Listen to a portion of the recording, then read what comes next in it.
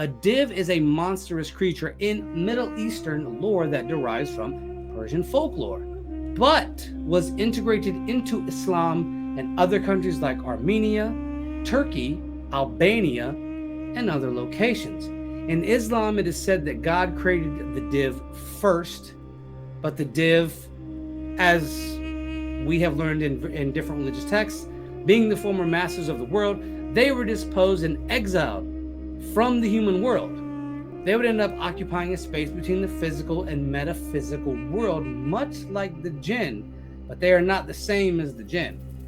Now, the souls of the wicked. So if you die in your own iniquity and you are a bad person, you can turn into a demon or a div after death.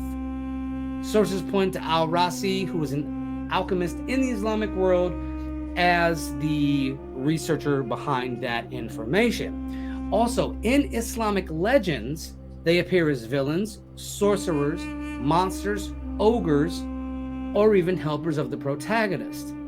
Much like Suleiman, who was actually Solomon in Christian texts, there were ways to entrap a div. Now, we have to remember, if we look at Solomon and we look outside of the Holy Scriptures, we can understand that he had a ring that he enslaved demons to build his temple for him. This is basically the same thing, but after defeating a div, one must attach a horseshoe, a needle, or an iron ring on their body to enslave them.